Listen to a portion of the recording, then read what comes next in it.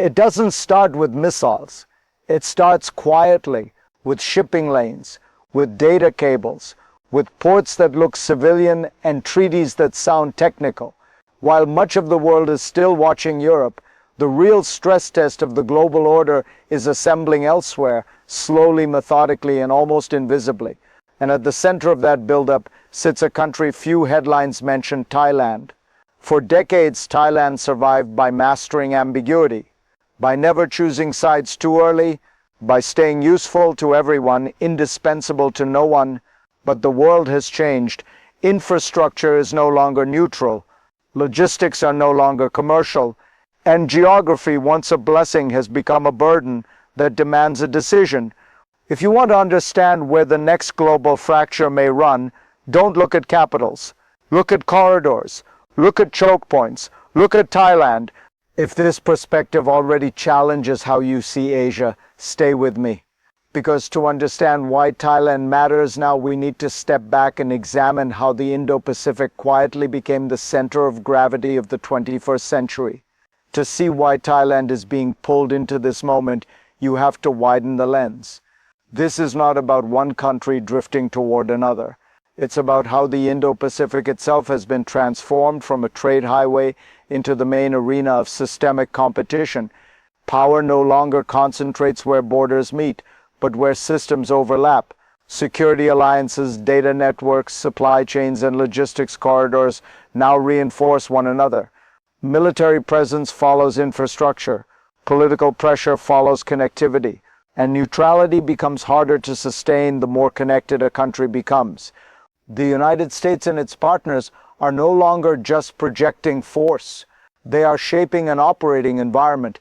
China is doing the same, less visibly, more structurally. Ports, digital architecture, transport corridors, and energy routes quietly redefine influence without a single shot fired. Southeast Asia sits inside this overlap, and Thailand sits at its core. What once looked like strategic distance now looks like strategic exposure. What once felt like flexibility now resembles indecision under pressure. To understand how Thailand reached this position, we need to look backward at the historical logic that made strategic ambiguity not just possible, but rational. Thailand's position didn't emerge by accident. It is the product of history, geography, and a deeply internalized survival logic. Unlike much of Southeast Asia, Thailand was never colonized.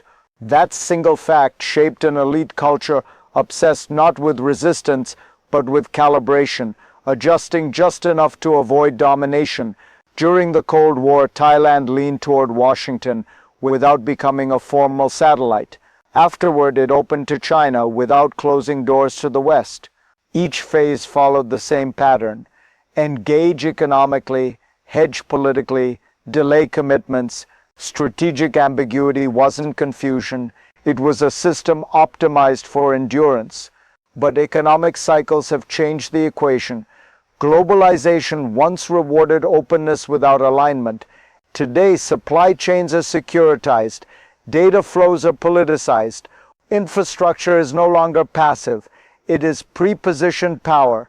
As Thailand modernized ports, digitized customs, and expanded transport corridors, it unknowingly moved from the periphery of geopolitics into its circuitry. History taught Thailand how to avoid choosing. The present demands something harder: managing the consequences of not choosing. And that tension between past instinct and future pressure sets the stage for the first real rupture. The first real sign that the old game was ending came with AUKUS, a security pact between the United States, the United Kingdom, and Australia. Since its formation in 2021, AUKUS has intensified the United States' military presence in the Indo-Pacific and solidified Australia's role in a broader defense network that goes far beyond traditional alliances. This isn't just about naval superiority or power projection. AUKUS is a technological front aiming to dominate artificial intelligence, quantum computing, and most crucially, nuclear-powered submarines. In parallel, China responded not with grand parades, but by quietly reinforcing its grip through infrastructure, ports, fiber optic cables, logistics hubs.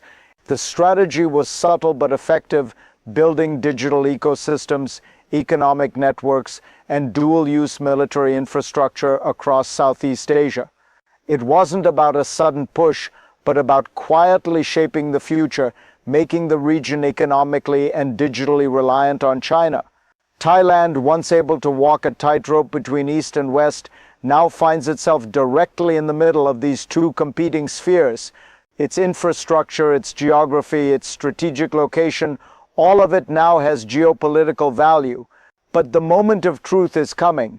If a crisis erupts, whether over Taiwan, a Malacca blockade, or a cyber attack on logistics systems, Thailand will no longer be able to stay on the sidelines. Its position will force a decision, and the price of indecision will be steep. The first real test will likely come with Taiwan. While the Philippines, Japan, and Guam are often seen as the frontline states, Thailand plays a critical but often overlooked role in this scenario. Not in the direct conflict, but in the logistics of war. Thailand's geography makes it a potential fallback space for the U.S. military. More importantly, it could serve as a bypass corridor for critical supplies and data, providing a lifeline when traditional supply routes are cut off or contested. Consider the options available to Thailand. One path is alignment with the United States. In this scenario, Thailand offers logistical support, overflight rights, intelligence sharing, and critical infrastructure access. The U.S. gains a vital node outside the direct Taiwan theater, able to sustain operations without exposing forces to Chinese counterstrikes. But this comes with immediate consequences. Chinese investment in Thailand's infrastructure, which has been massive in recent years, would evaporate. Digital partnerships would be severed. Economic retaliation would follow, with everything from agricultural exports to tourism impacted. The resulting political fallout could destabilize Thailand as business elites who depend on Chinese relations turn against the government.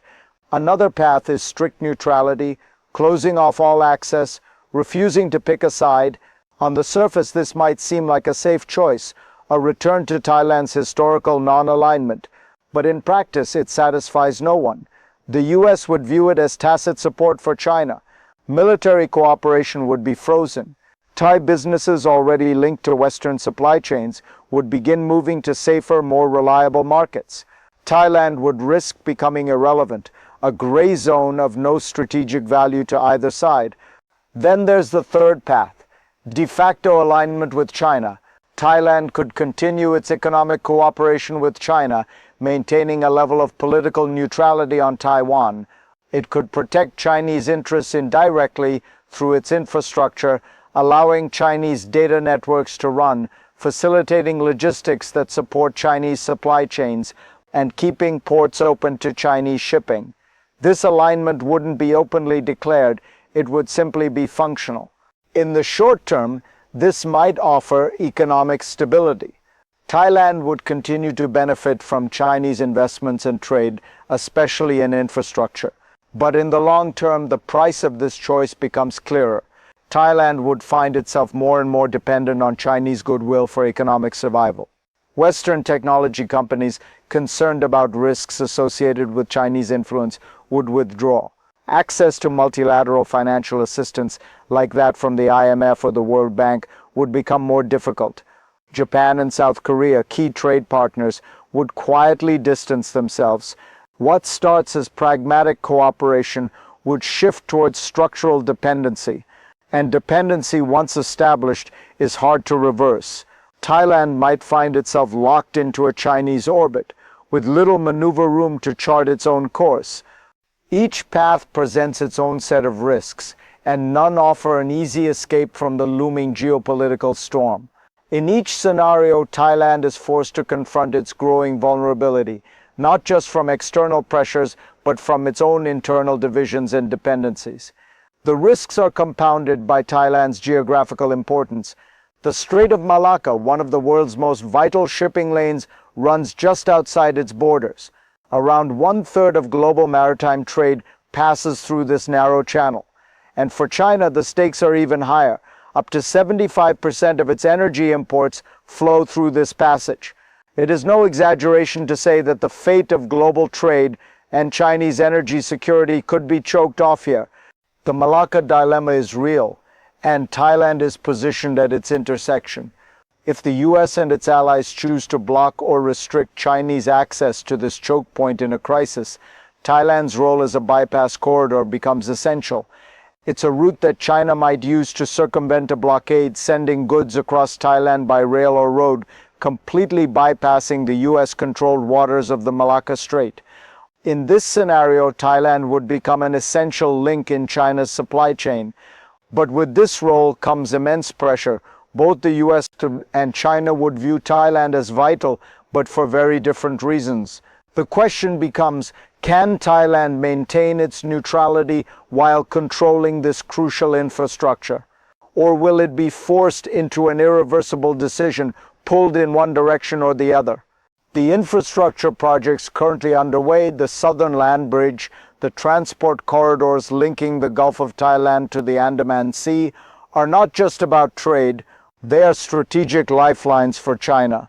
For the West, these corridors are a direct challenge, and yet despite the geopolitical stakes, Thailand continues to move forward with these projects, aware of their potential to alter the balance of power in the region. But the question remains, what will Thailand do when the time comes to make a choice? Thailand's future hinges on its ability to manage this centrality without falling into the trap of dependence. As the land bridge and digital corridors develop, Thailand will be increasingly caught in the middle of global power plays. Whether it embraces or resists these projects, its choices will have profound consequences, not just for its own sovereignty, but for the region as a whole. For now, Thailand maintains a fragile balancing act. Its infrastructure is its greatest asset, but also its greatest vulnerability. The moment of reckoning will come when its economic connections, once its greatest strength, become a liability. The more it develops its strategic position, the more it risks becoming the prize in a zero-sum game, with the West and China pulling in opposite directions. What Thailand needs is a plan, a path that doesn't just rely on avoiding commitments, but instead strategically navigating them. It has the potential to transform from a transit point into a balancing power if it can leverage its strategic location, its growing digital capacity, and its ability to act as a mediator between competing blocs.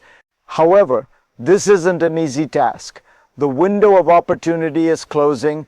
Thailand has perhaps only 2 to 3 years left to assert itself as a critical player in the Indo-Pacific. After that, its options will narrow, the infrastructure will be built, the alliances will be formed, and the geopolitical landscape will solidify. Countries that position themselves early will hold the leverage, while those who hesitated will be left with regrets. The question remains, will Thailand choose to be a platform for others or a partner in shaping its own future? Thailand stands at a crossroads, with its future at stake. It could remain a platform, a passive corridor, facilitating trade and data flow between the great powers, but with limited control over its destiny. Or it could choose to become a partner in shaping the Indo-Pacific's future, a strategic intermediary that uses its unique position to influence the geopolitical balance. The model of strategic ambiguity that Thailand has practiced for decades has served it well until now. But as the region's power dynamics shift, this ambiguity may no longer be sustainable. Thailand will need to decide, can it continue to play both sides without tipping too far into dependence?